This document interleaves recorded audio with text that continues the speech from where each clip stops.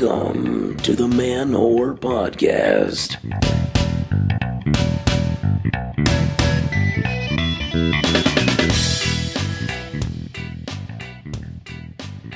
What's up, all you kitty cosplayers, puppy playmates, and big burly bears? This is Billy Persida, and you are listening to the Man Whore Podcast. All right, what is up? Welcome to the show if you're new, and hey, welcome back if you're not.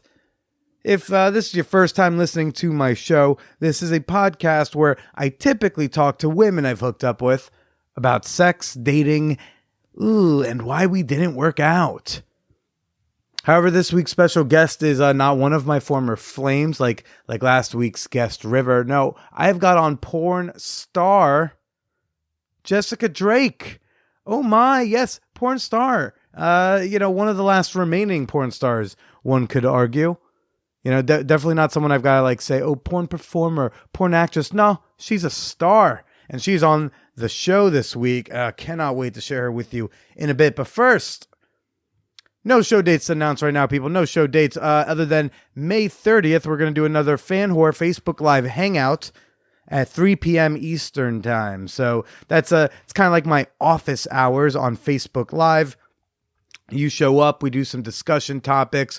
It's your opportunity to ask me some questions. I share some exciting things about my life with you that maybe didn't make it onto the podcast.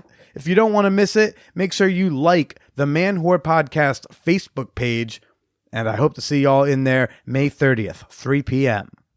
I've got another Man Whore Con announcement, right? Big Man Whore Con news. I'm going to announce another event on the itinerary for this year's Man Whore Con. Of course, I've already announced that there's going to be a stand-up comedy show, a live Man Whore Podcast recording, an exclusive after party. Well, oh yeah, there's also going to be, we're going to bring it back, the Fan Whore Bar Crawl. Oh yeah. Following the stand-up comedy show on the first night of Man Whore Con, we're going to do a little bar crawl, baby. I'm going to show you some of my favorite bars along the Lower East Side. And of course, you can go ahead and get your weekend pass for a discounted rate of $75 at manwhorepod.com/tickets. Prices do go up June 3rd, so you're going to want to go ahead and get those now. Start looking up your airfare or your travel arrangements. Start looking at Airbnbs because you're going to want to come to this.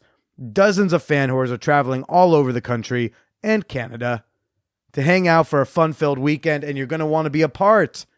So again, go ahead and get your weekend pass at manwhorepod.com/tickets. Time for your emails, people. Got your emails to read. Okay. This first one, the subject line is first time with a transgender. This could probably go one of two ways, right? Huh? Yeah. For first off, I'm pretty sure you're not supposed to say a transgender like it's a noun, but hey, no big deal. It comes right now from a fella named S. He writes, "Hey, Billy. I'm an English dude living in France, and I love your podcast. I think you are doing an amazing job. Keep it up. I'm going to be subscribing to Patreon soon. I found your podcast while searching for male escorting because I'm looking to get into it when I move to Australia.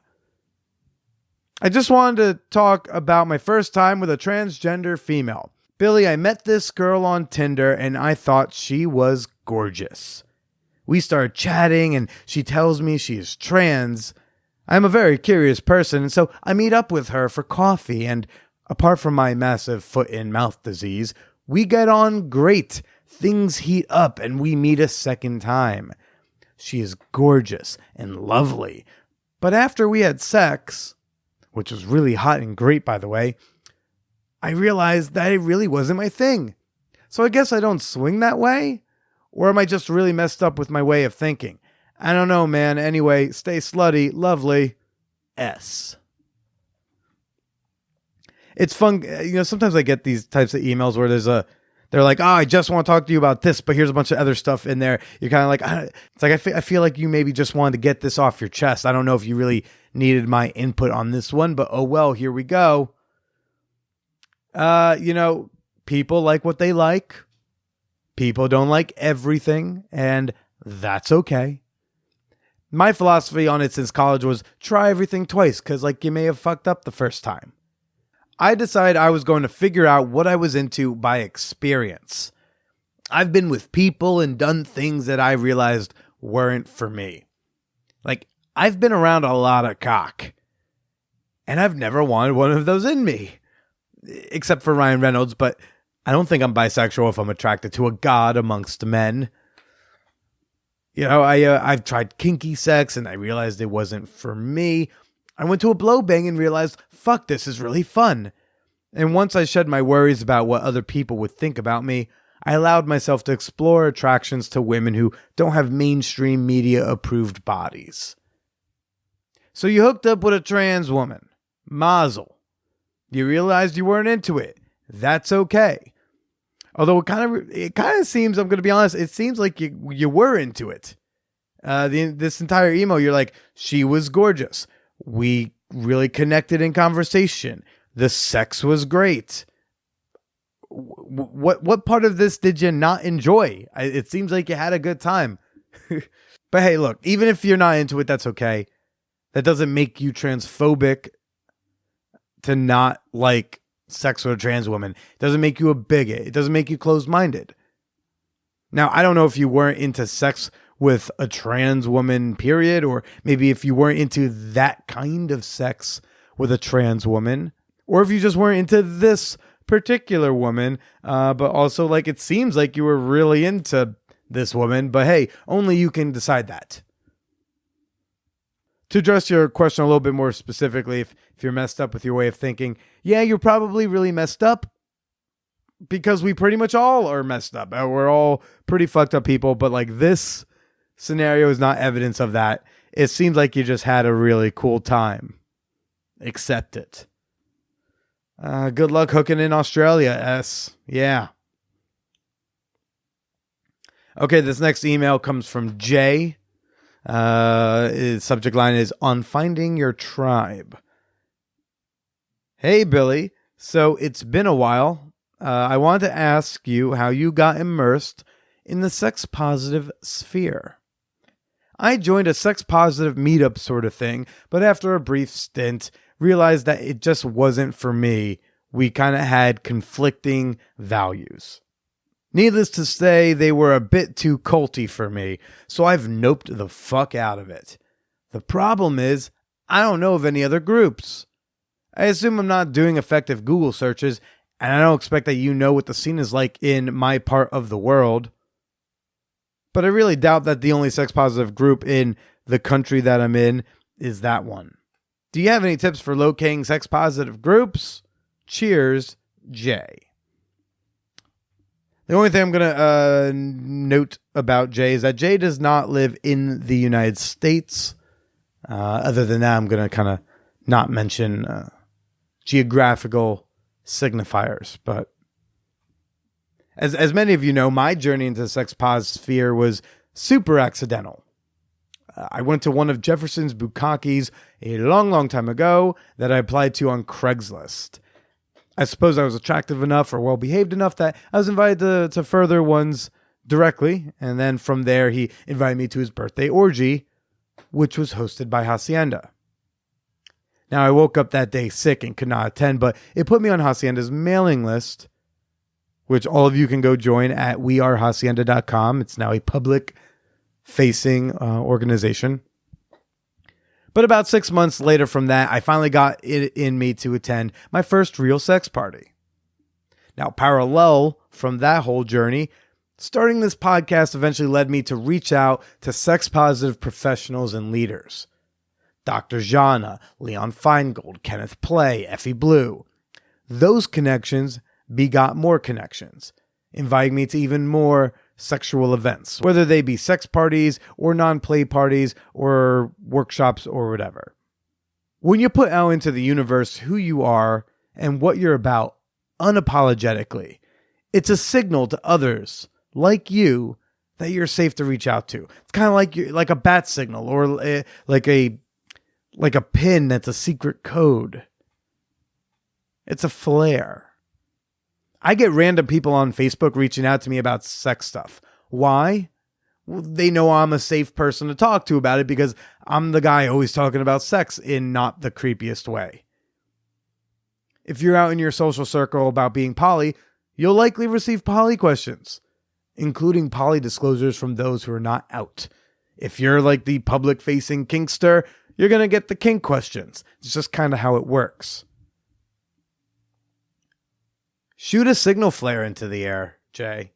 Then shoot up another one and another. And if you have like-minded people around you, they'll make themselves known.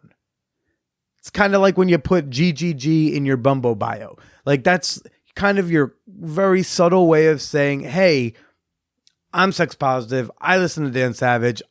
I think I'm good in bed and I like to be good in bed. And then you can both be like, oh, we both know what this thing secretly means. Let's connect. I know nothing about the sex scene in the region of the world you're in. Meetup is a great way to browse. Yes, there's also Reddit. The personal section of Craigslist is still active outside of the United States. Otherwise, I'm really not sure where to search. I would say search words like poly, sex positive, look for kink munches.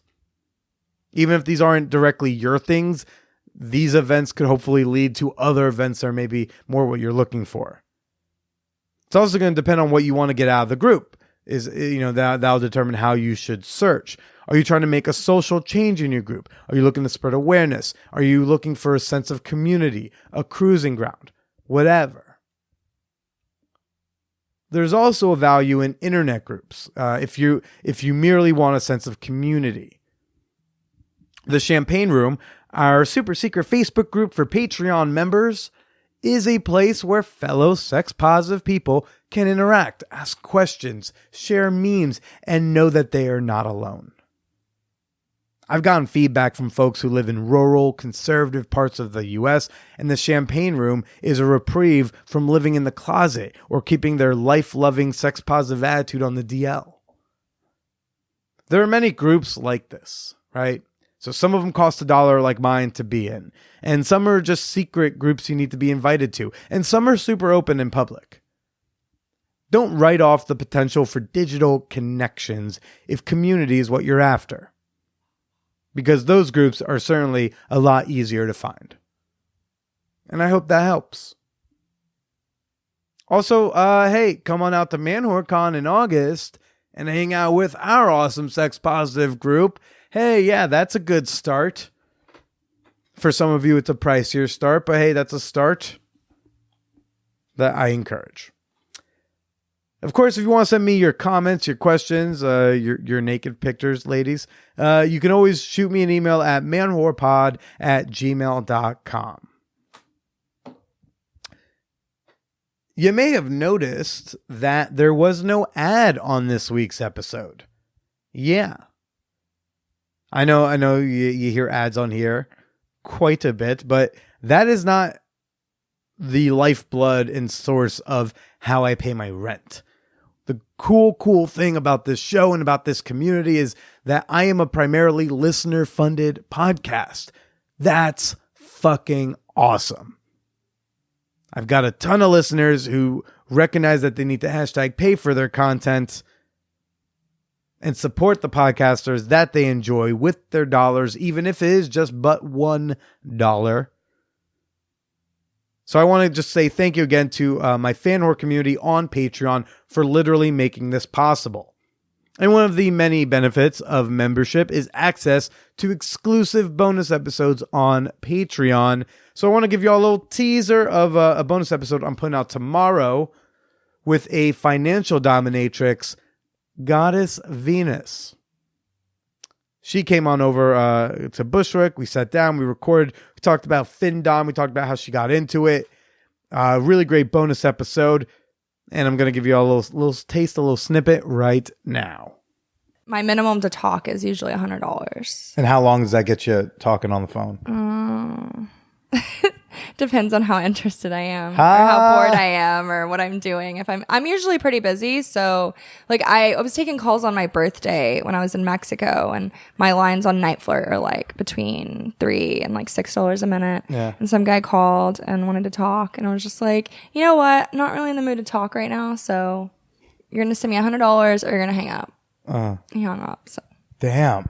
bye. That's wild. Now, do you have to kind of are you playing a little bit more of a character than usual? Not always. No? I'm pretty myself. Like Goddess Venus is me, but it's just like a different part of me. Yeah. If that makes sense. I don't really feel like I'm playing a character. The more demanding part of you. Yeah. I've always been a little brat. I just try to like compartmentalize it. It's actually made me a lot nicer in my personal life because I have an outlet for it now. Yeah. Yeah. That's wild. I mean, like, I feel like I have to like play the character because I'm like, anyone who gives me money, my instant thought is like, oh my God, thank you. Like, I really need this. But when that dude's like, DMing me on Twitter, he's like, no, I'm like $50 a minute. I have to pretend to be like, no, you're not worth my time. Yeah. I'm like, no, I could take $20 to talk on the phone for 5 minutes. Do that.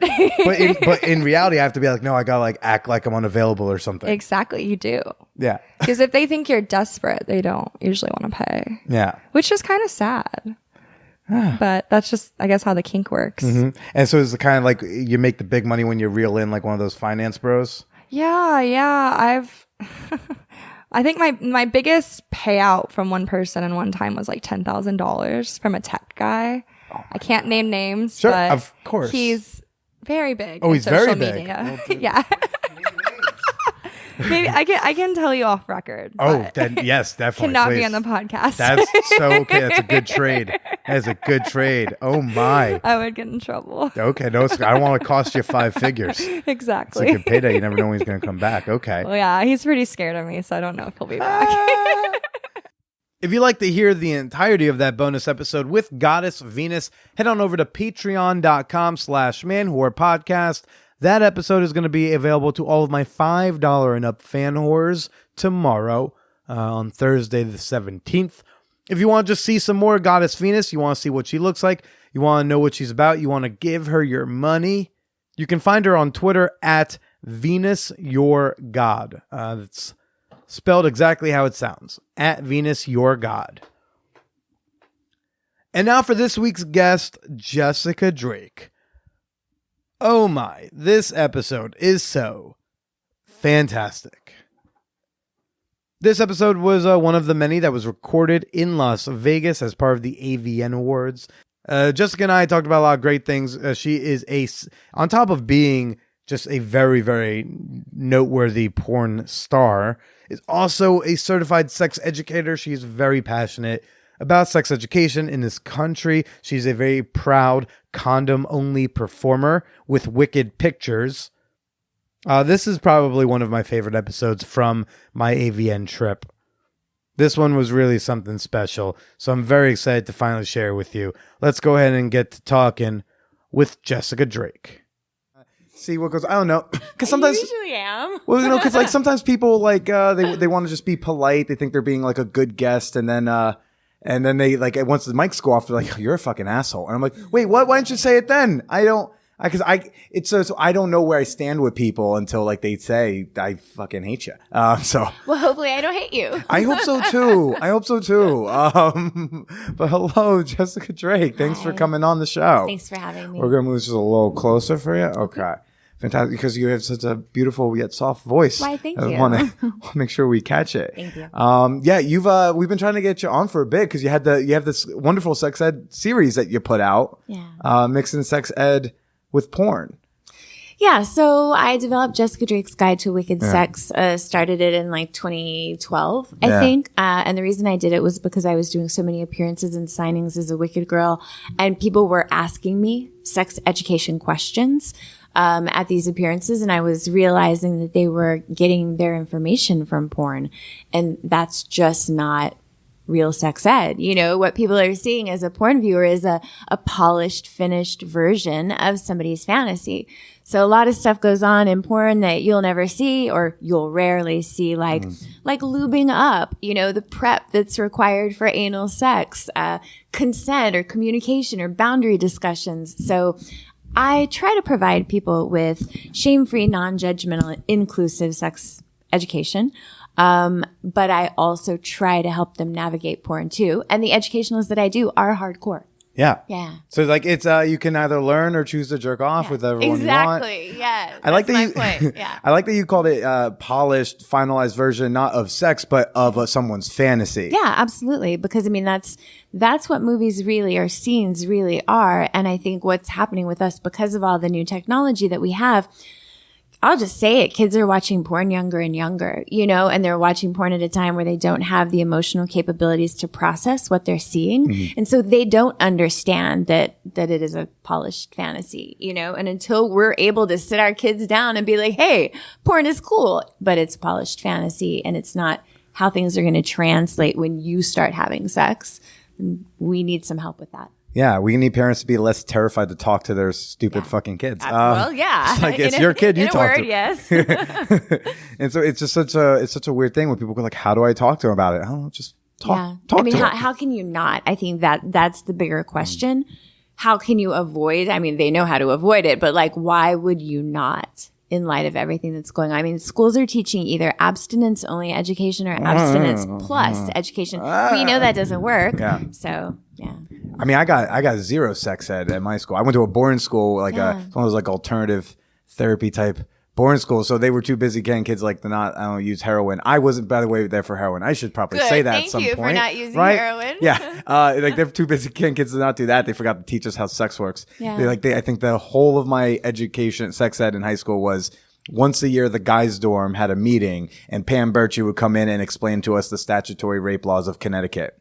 Oh, wow. I mean, which is somewhat helpful. To be fair, perhaps that should be incorporated into sex education. Yes, that should definitely be there to know what that is and all that jazz. But I knew nothing. I knew nothing going to college. I was raised Jehovah's Witness. Oh, so geez. I did raised Jehovah's Witness. My family is from East Texas. I grew up in Texas. So abstinence only sex ed.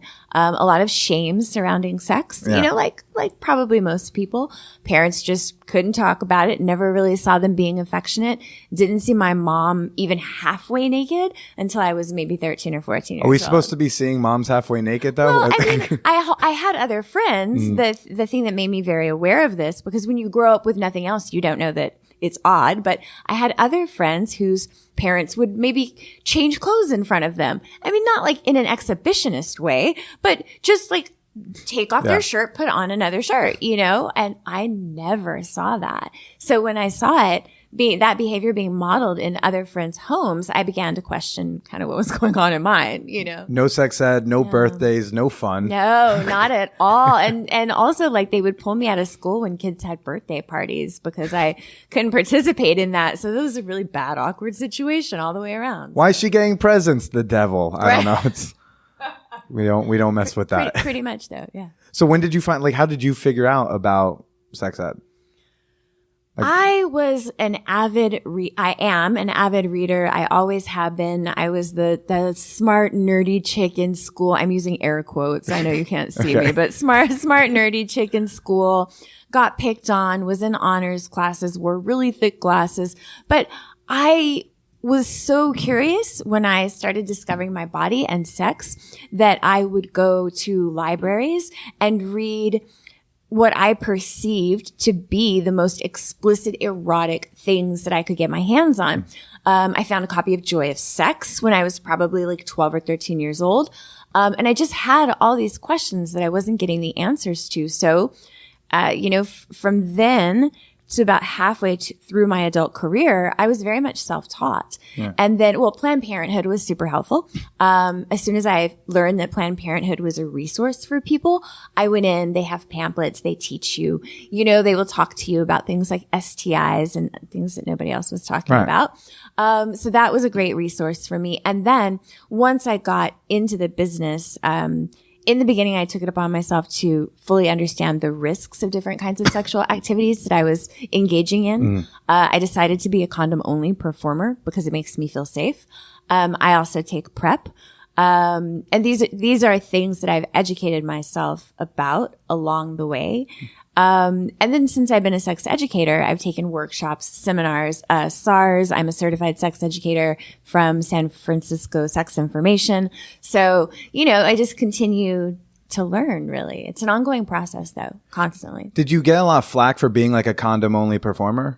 No, not in the beginning, because back then, many people made that choice. Right. Many people made that choice. We're talking like mid-90s? No, I came in 99, 2000. Yeah. I was probably pretty active doing movies 2000, 2001. Right.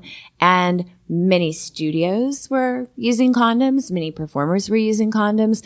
We had just had an HIV case in the industry back then, where all of the major studios decided that they wanted to go condom only.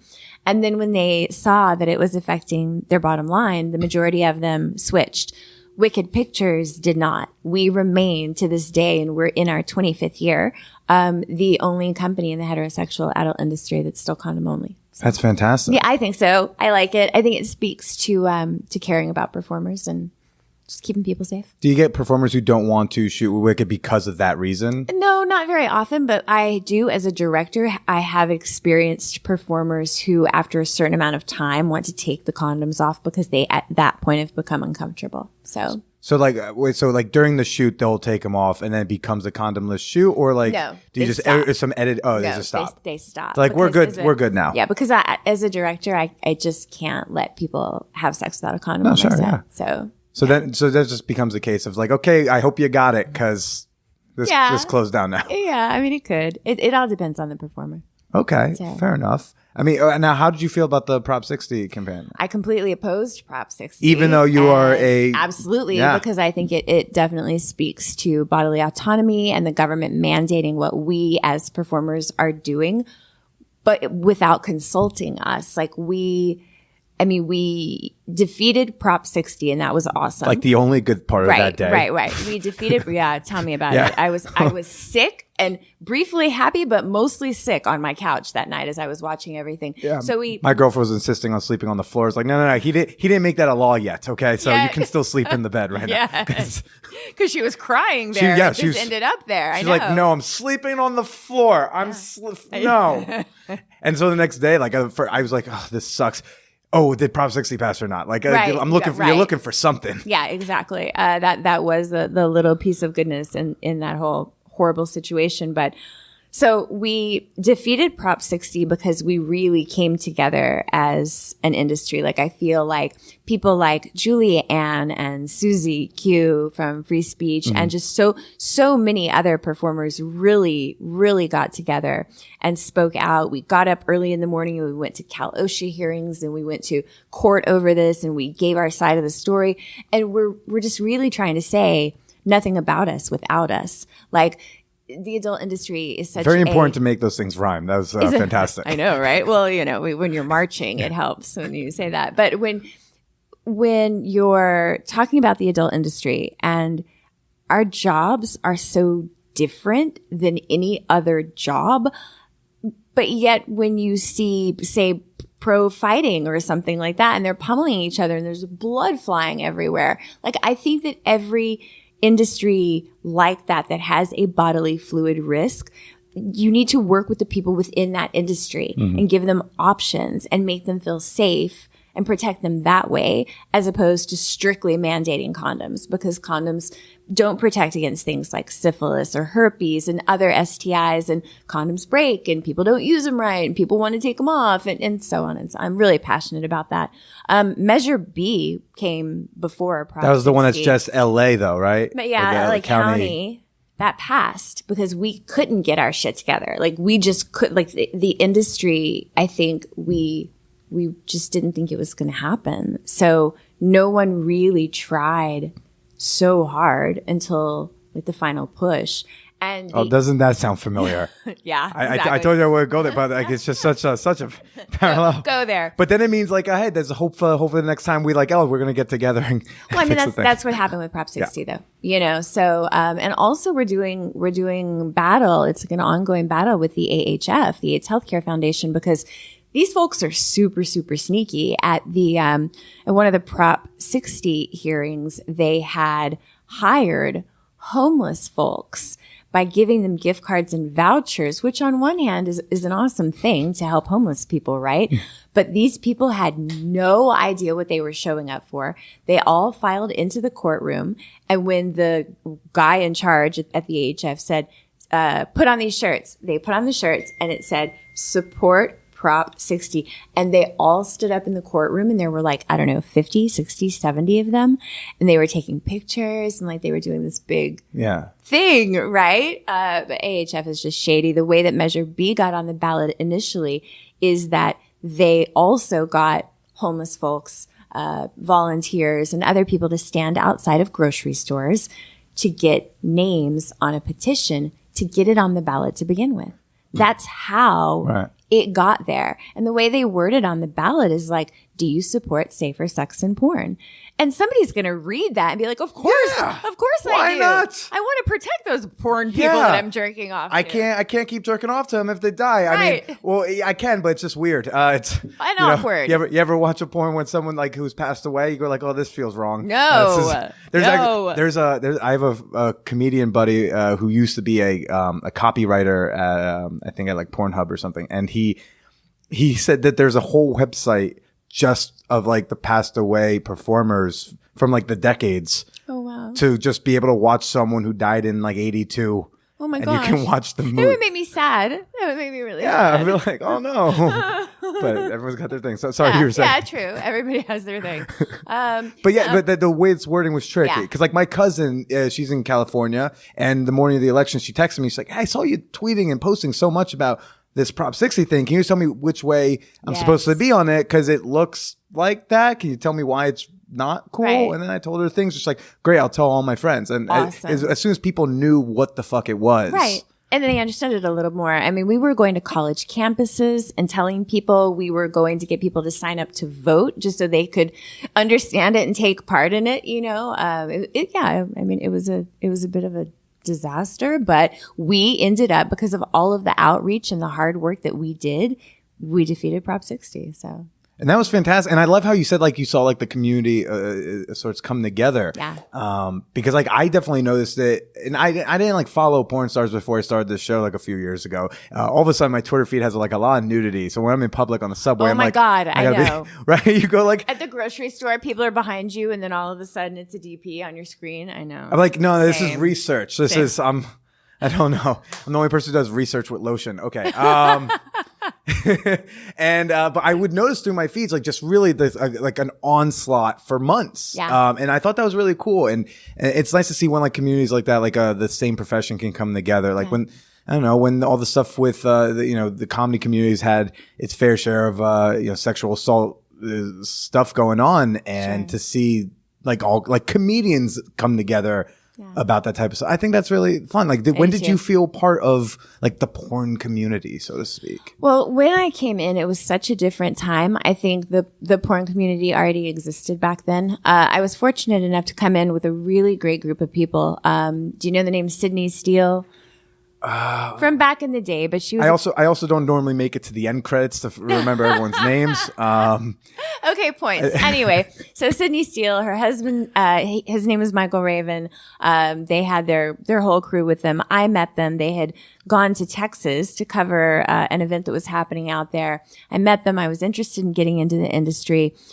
And they sat me down and they told me, hey, this can be great and there are all kinds of opportunities, but it will always come back on you, and it will always affect the way that some people think about you and the way they talk to you and the way they talk about you and relate to you.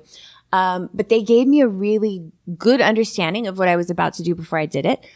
So in that sense, I think I was already a part of that community. And then as the years progressed, I'm always the girl at Wicked that organizes the food drive every year. I lead Team Wicked in AIDS Walk LA, which benefits APLA, AIDS Research, Prevention, and Cure. And over the past 6 years, I think we've raised about $100,000 for them. I've always felt compelled to do stuff like that. I did it before I got into porn. And I think that just the propensity for me to engage in things like that just remained. It's not that it came when I was in porn. Ha ha ha. If there was a porn PTA, like you'd be president. Maybe. Yeah, like you'd be just I'd like, at least be on the board. yeah, you're on the board, getting the bake sale put together. But I mean, I think when we do have a sense of community, especially because we are such a marginalized group, like when you talk about sex workers and the lack of sex worker rights, we feel like kind of like outlaws because of the way that we're not completely accepted by society. And we can say mainstream has gotten so much more accepting of us because we are now seen everywhere. But the reality is we're still getting our bank accounts shut down. We're still losing custody of our kids. You know, I mean, it can still be used against us, our profession, and we have zero exit strategy. So and I'm using air quotes here because I don't agree with this terminology, but like when sex workers are told to get a real job, okay, so then we stop doing what we're doing. We get some type of an education. We go and pursue a career that we want. We're doing that career and we get outed at work for porn and then we get fired. So we have no exit strategies here. What do you want? It's like the slut shame. It's like, stop fucking dudes. You stop fucking the dudes. Then they go like, why aren't you fucking me? You told me not to. What? I can't win here. Exactly. It's a lose-lose situation now, but I do see progress being made and we are stronger as a community and I hope that continues. Yeah. I think that's where the advocacy, like you seem to have such passion for HIV and AIDS prevention and research. Did that come from a place? Did you maybe lose someone during the crisis? I didn't lose anyone, but I had 2 instances happen to me during my entire career. One, in 2004, I was almost on a quarantine list. And I know that sounds weird to be almost and to take it so seriously. But what is a quarantine list? I'm going to tell you. So what happens, we have a pass system that we use that will show if a performer is available to work or not available to work. But if a performer tests positive for HIV, we put a hold on production. So we call it a moratorium. And that performer that tests positive, we try to, not we, like we, all the performers, but the doctor that they're dealing with, make a list of the people that they've had sex with and make a list of the people that those people have had sex with. And it gets tricky when you never know what people are doing off camera. So even if you can track scenes, I mean, what did you do last night? It's okay. You don't have to tell me, but you know what I mean? Like nobody ever really knows. So I got a phone call because I had worked with what we would call a first generation exposure. And you just, not that it is a death sentence. And now there's so much more of an education about it, but that was 2004. And I was not as knowledgeable about HIV as I am now. But still, you get a sinking feeling in the pit of your stomach and immediately your mind goes to, oh my God, I'm going to die. So it was discovered that I had actually worked with that performer 4 days before they worked with the person that was HIV positive, but it still made a really big impact on me, obviously.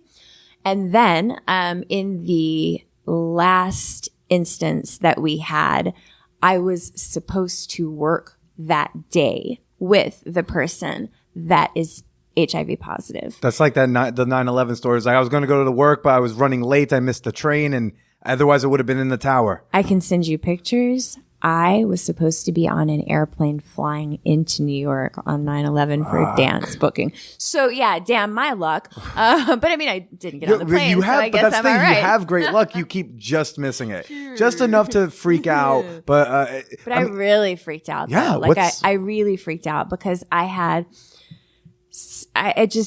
was begging the person to come to work because I didn't know, and all I knew was that they were late for set. And I'm calling them and I'm texting them and I don't know what's going on. And later that comes out. And I realize at that moment, they knew and they weren't telling me. Also, they weren't coming to work, to be fair. Yeah. But it just really made me think about, I mean, even though I'm a condom-only performer, I do things like anal, DPs, group sex, facials, come in my eye, like all that stuff. Like I have very extreme sex. condoms don't always work, and you're not having condoms on your eyes, and you're not having a condom on the dick when a guy's coming. So it still really affected me. And so that's why I became super passionate about it. As a performer, I think it's extremely important. As a human being, I think it's extremely important. You know, I've been to Kenya, Tanzania, South Africa a few times. Note the higher rates of HIV due to lack of education, you know, lack of resources. And I just think this is such an important thing to be involved in. So yeah, super passionate about it. Also really like to like feed people and educate people and give them fresh water. That period in the 2004 incident, like how long from first knowing that there was a possible exposure to finding out it was 4 days before that person was exposed? Few days. So for a few days you're sitting with this, and then you, in that few days, like you have to go get tested yourself. And well, here's the other thing. I was actually out of town for a funeral. Okay. Oh, Jesus. So I'm not in an Jessica. area with a reliable testing facility, right? And I don't want to walk into a community health clinic and tell them why I need a random AIDS test right then and there. So yeah, I had to finish that trip.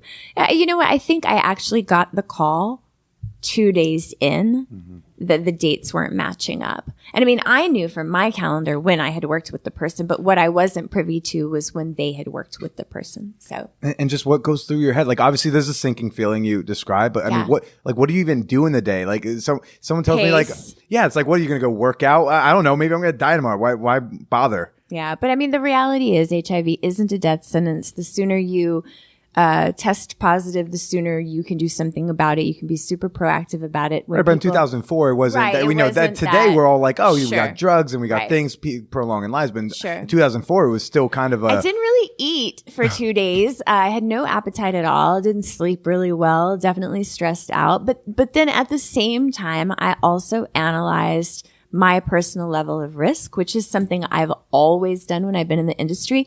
I think that we should, as performers, take a look at the sex act that we're doing and assign it to this like risk continuum, right? Like depending on what it is. If it's a masturbation scene, it's here. If it's unprotected anal sex, it's over here, you know, and just decide what it is we're comfortable with and what chances we have of exposure to HIV and STIs. And then I think we should act accordingly. And that's why I think everybody's going to be really different on their approach. And that's why I think that Cal OSHA needs to be listening to us as performers, because just telling people about the condom thing, that's not going to work. So, I mean, I think it's just, I don't know. I get really worked up about it. I think about the times that I did spend thinking about it, and I analyzed that scene. And in 2004, it happened to have been, at that point, one of the better scenes I had done. It really stood out in my mind as just a fucking amazing scene. And I was like, oh yeah, but we did this. Did we do this? No, we didn't do that, but we did do this. Okay. So ooh, he did do that though. Yeah, we did do that, you know. So glad we did that one. In my mind, I was calculating risk, even though, you know, penetrative vaginal sex with a condom, facial ejaculation, like there is some risk there, but it's on the lower side. Still, it's all so relieved to get that phone call. Oh, Jesus. Yeah. What was that feeling? Just relief. Yeah. I just went outside. I was up north, but still in the US. And I just was outside. It was April, I think. And I was just standing outside in the cold, crisp air, just thinking how lucky I am. Did your personal, what about your life changed, if anything, after that? Like the way you carried out your life? I was scared for a while. Yeah, I was scared for a while. And then I felt a lot of compassion for the people that actually were a part of the quarantine, because I was like, you know, there are still people that are being tested and waiting to test again because they did work with the person, you know? And I just felt like, how do those people feel right now? And I reached out to a couple of them. Yeah. You know? How long till you started working again after that? That's a really great question. I was under contract. I'm going to say maybe a month or two, couple months. Yeah. That's significant in the porn industry, right? Well, I mean, yeah. To not work for 2 months? But I'm under contract. So I was only shooting 6-7 movies a year. So that's about how often we shoot anyway. So Okay. Yeah. Wow. Yeah. Yeah. You know what?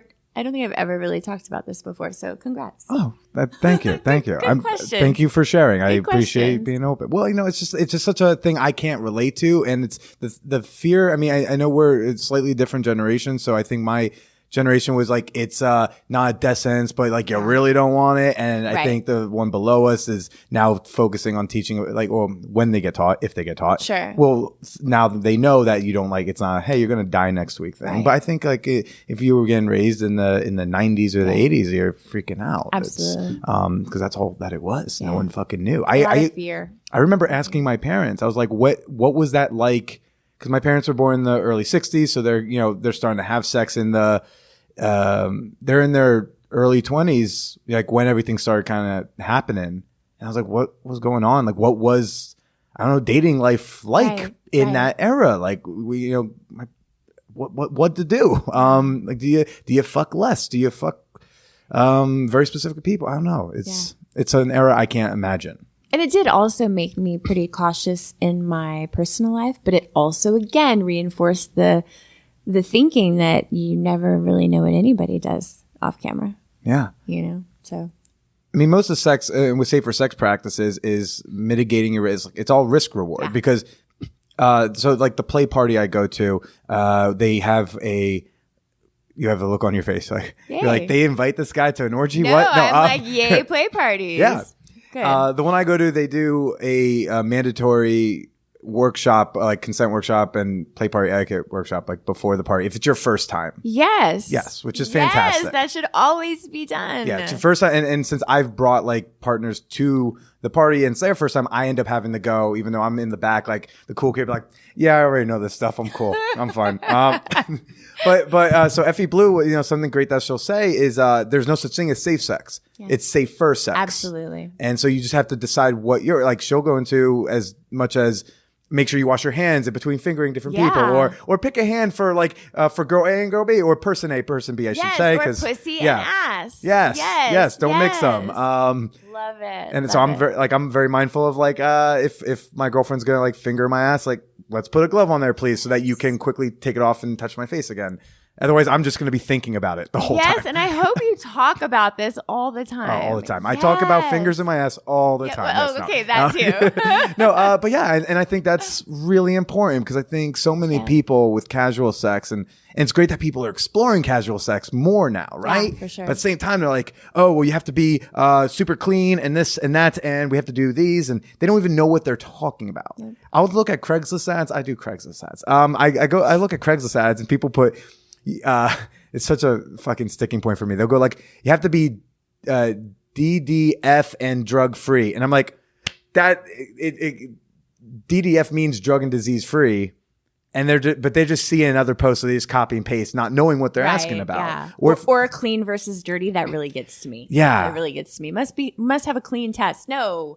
Specify what you mean. Yes. Not clean versus dirty. And when you ask, like, do you have any STIs? Like, what do you mean by that? Because, like, do you mean, like, do you get a cold sore? What? Like, because I get a cold sore once a year. So technically, you could say I've got herpes, as does like 80% of the population. Yeah. And most people will be like, well, I mean, I didn't mean, that's not the real herpes. I'm like, no, but it is. So like, know what you're asking for. Yeah. Do you know that like gonorrhea and chlamydia can be oral and therefore, and that's not included it's not in the standard STI panel. So unless you ask for it. So when you say, did you get tested?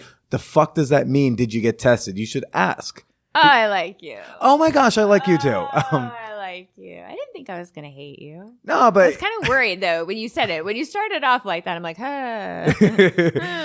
I've pissed off some demisexual communities sometimes now. Huh? Why? Because I had on this woman a couple years ago who runs an asexual meetup group in New York, and she said, "Oh, and I want to talk about this and that," and demi falls under their umbrella, like the ace umbrella, and I have a thing with the label being like, it sounds not like a orientation. It sounds like an orientation that's always been, and it just I have a thing with it where I'm like, I just think that means you're sexual, but not very. And in a society that's starting to become way more comfortable with casual sex, there are some people being left out because they don't like casual sex. Right. I think that's fine and fantastic, and people need to accept and validate you for that. But I don't know if you need a march.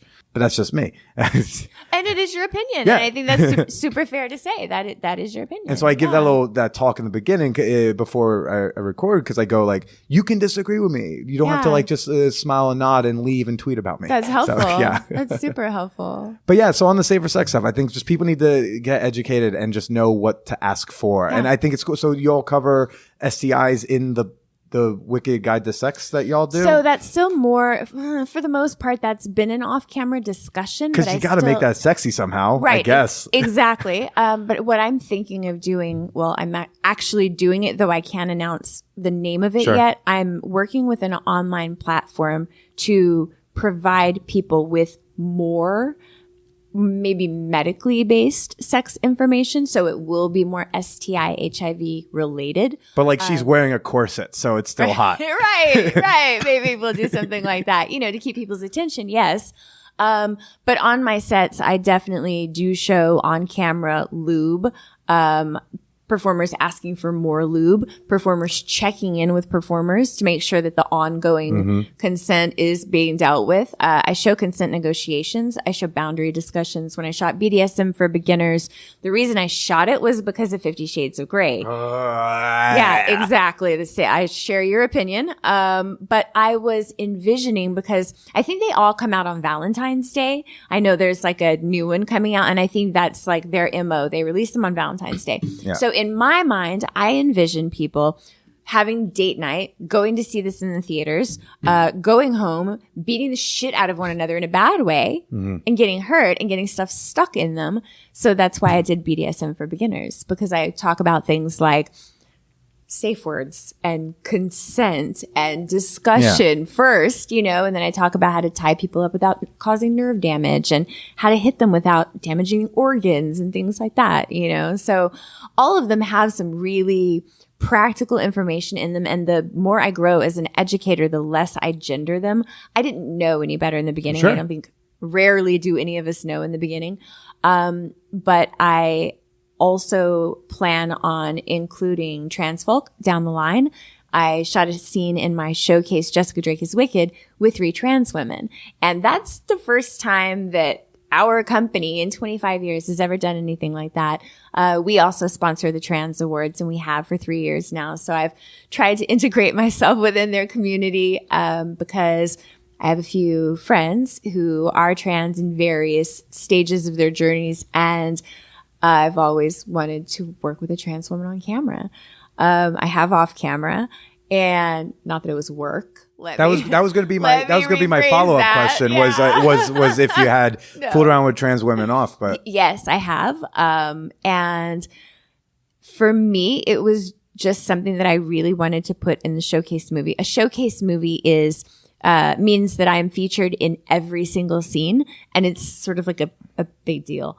So I had sex with 18 people in this movie, the majority of which I had never had sex with before. So more people than I had sex with in a number of years. Yeah. But all like in the same movie, all this amazing sex took place.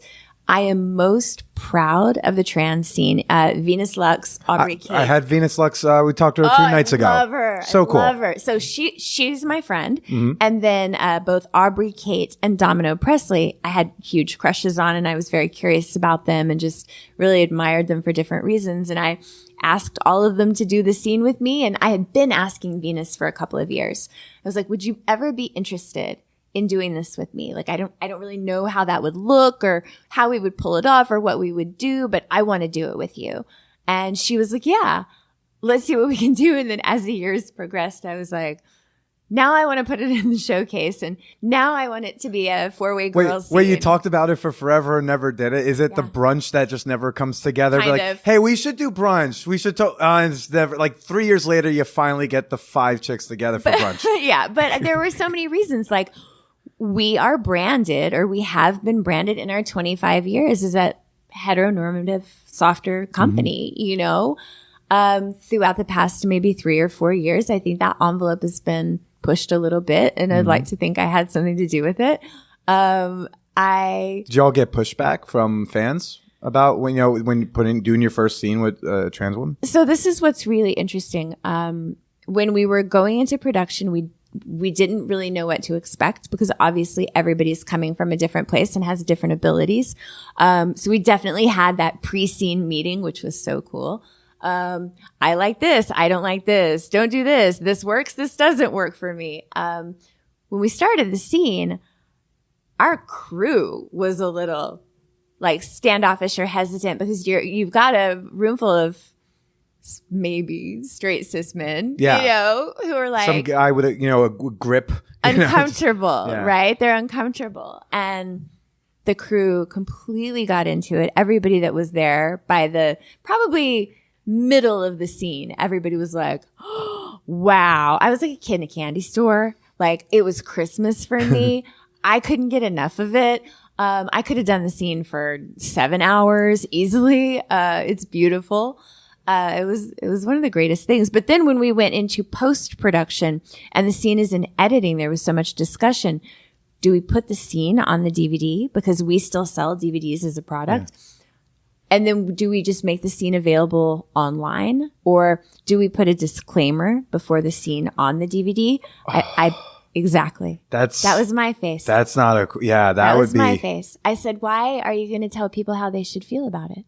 Why are you going to warn them that this might be upsetting? Don't even put that thought in their head. Yeah. Just let them watch the scene for what it is. All of the scenes in my showcase have a name. The name of that scene is Beauty because there's just so much beauty in that scene. And it did go on the DVD. I begged. And it does not have a disclaimer. And initially there were a few distributors of ours that were reluctant to take the movie. There was also a chain of stores that didn't know if they wanted to take the movie. They saw some still images from the scene. They thought about it and they heard about it and everybody took the movie. Yeah. Like everybody wanted the movie and the feedback is fantastic.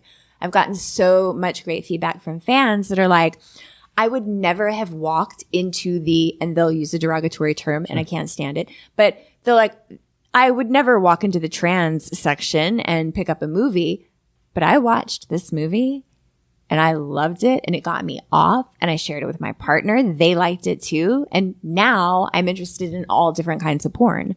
And that's exactly what I want to do. Like I want to challenge people. I want to challenge what they think is sexy, what that means to them, why we think the way that we do, and why can't we get out of our boxes sometimes. That would be great because, mainstream porn doesn't have the, doesn't always have the best rep when it comes to including more niche looks or alternative looks or trans performers or non-binary performers. And, the woman I'm in a hotel suite where she's shooting porn scenes of her own. Nice. Like yesterday I just got to casually watch her, shoot a clip with someone before I went off to go do some interviews. That's cool. I was like, awesome. But she's a very queer woman and she's kind of feeling weird here at AVN.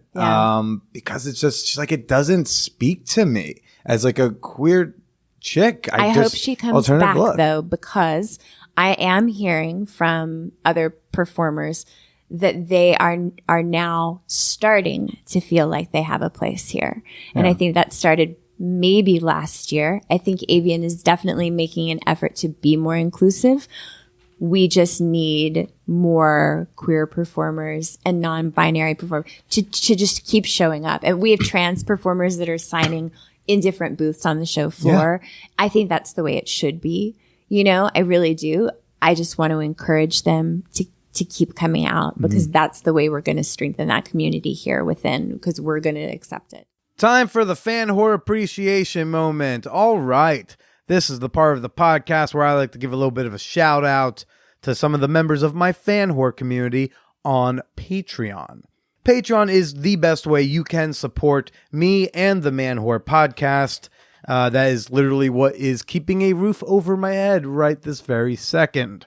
Membership comes with a slew of great rewards, including a shout out on this very show. So right now I want to say thank you so much. Show my gratitude to Jess Nisela.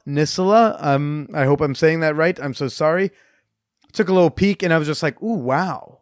A woman with a fun hairdo who could install my new speakers. Be still my heart. Oh, thank you so much for your support. Shout out to Carl Wyatt and the rest of my Southern delegation. You know who you are. You know where you are. And I cannot wait to meet you finally at ManwhoreCon in August. Yeah. Thank you also to Thomas Sissons. This is one of my, this guy is part of the British crew, the British fan whoredom. And, I love, I'm not going to read his address, but I love British addresses because they just sound so magical.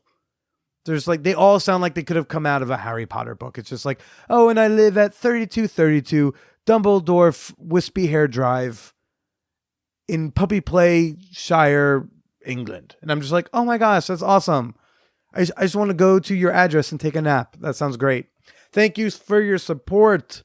And you too can become a member of our fan whore community for as little as $1 per month. Every dollar matters. Every dollar counts. I've said this many times before. If every single one of my listeners pledged just $1 per month, I would be sitting quite pretty. All you got to do to join is go to patreon.com/manwhorepodcast. That's Patreon, patreon.com/manwhorepodcast. Support the show that you love oh so much. Help keep it going strong 4 years later.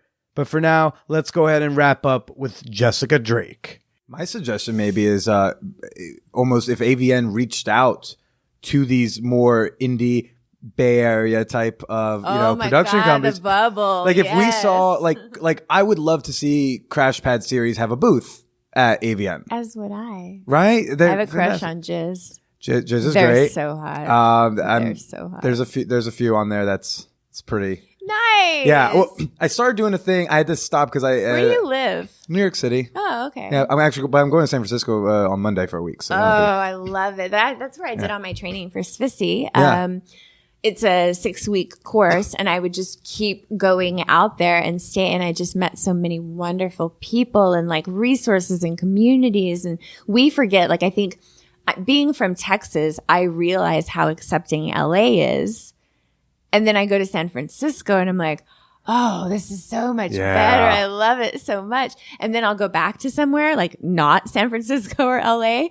And I realize that I take our bubble for granted. Yeah. I mean, I was doing this thing where I'm restarting it this month because I had a money issue. But then, so this month, this year, it's every month. And just trying to encourage people to pay for some. It's not even hashtag pay for your porn anymore. I like the joke. It's hashtag pay for some of your porn. Pay for something. Last night I told him to pay for half their porn. I swear to you. I was anything. Even if it's a couple $100 a year that you're committing to that. I did a porn with Sarah J and Siri 3 years ago. It was the last time I was in Vegas. I did their Team BJ thing that they did. Yeah. And so I'm sitting there with these dudes who I'm not there as a fan. I was there. I didn't know their names before I saw the news item. I was there because I was going to do the movie and then the next day have Sarah J on the podcast. And I'm talking to these guys who all of them are fucking diehard fans. Sure. And I was asking about their budgets. And a lot of these dudes had porn budgets each month. They're here's how much per month is for porn. Yep. And here's how I distribute it. And this $50 goes to, I change it up every month. So what I'm trying to do is every month, I'm going to encourage people to pay for porn and be I'm going to have a membership to a different site. So I'll take $25, $35, $40 and pick a site to have a membership to for a month. And then I'll talk about it. And the first one I did was Crash Pad series, mostly because I think 8 or 9 guests of this podcast have shot with them. So I was that seemed like a good place to start. And it's very queer, obviously. It's very much not made for my face. And I was so shocked at how into it I ended up being. And it really broadened my horizons to the type of porn to check out. I love it. Yeah. And so, I would love to see these alternative sort of production companies at AVN. I think that would help make it so inclusive. I think it's a fantastic idea. Because with those companies brings the different types of performers and different looks. You'll get more chicks with septum piercings. Yeah. It's not like those guys on the floor don't like them. Right. I know. AVN just ain't offering them. Yeah. It's so true. That's fantastic. Jessica, holy shit. I had so much fun talking to you. You're awesome. Yeah. You're so cool. Fantastic. Where should people go to find your stuff, to find your work? So maybe people want to pay for their porn on Wicked.com. Wicked.com is where you can find all of my stuff. I've been exclusive with Wicked for over a decade, so everything that I've done is there. Also, the educationals are also on Wicked.com. I have guide to wickedsex.com. It's a website that supports the line of educationals. And you can find me on Twitter at the Jessica Drake, and I'm on Instagram, Jessica Drake. And you can follow Wicked Pictures at Wicked Pictures. And also the guides are guide to the number 2 Wicked Sex on Twitter. That's fantastic. And what's the name of that the showcase with that scene? Because again, it's Jessica Drake is Wicked. Jessica Drake is Wicked. And I did one other big movie this year called Inconvenient Mistress, and both of them are nominated for a ton of stuff at the Avian Awards. Which is tomorrow night. How is that happening? So exciting. Oh my gosh. I'm so jealous of everyone who gets to go. I've been trying to be like, hey, yo, who do I have to blow to get into this thing? I was like, really? I think they're being tight with tickets. They are being tight with tickets, but I was like, I'll hang out at the bar. Yeah. But oh my God, thank you so much for talking to me. Why don't you say goodbye to everybody? Thank you. And thanks for listening, y'all. More of me to come. Mwah.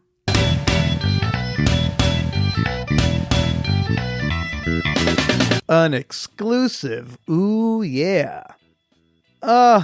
Felt so drained after my conversation with Jessica. She is such a delight.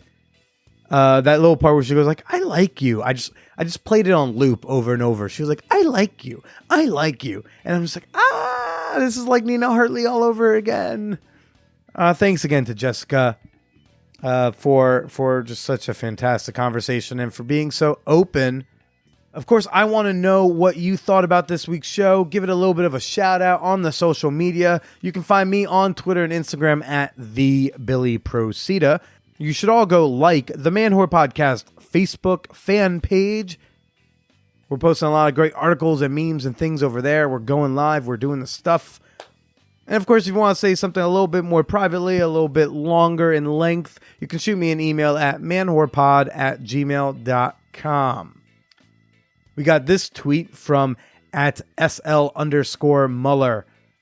The look you give, it's the embarrassed emojis, and it says, the look you give your students and boss when your Man Whore Podcast intro begins and blares while you're proctoring an AP exam at school. Oh no. Oh yeah. Love it. Give them a new kind of education. Shout out to Stephanie over there. I do hope to meet a ton of y'all at ManWhoreCon this August. Go get your weekend pass before tickets go up on June 3rd. You can still get your early bird discount at manwhorepod.com/tickets. Last but certainly not least, the best way you can support this podcast is by becoming a member of my fan whore community on Patreon. Not only do you get a shout out on the show, not only are you helping me, not only do you get access to nearly 100 bonus episodes, you also get access to our super secret Facebook group, our sex positive community, the Champagne Room. That's right, people. Head on over to patreon.com/manwhorepodcast to join today. Again, that's Patreon, patreon.com/manwhorepodcast. Thanks as always for tuning in, everybody. Can't wait to bring you a great new one next week. And until then, you know the words. Say them with me. Stay slutty.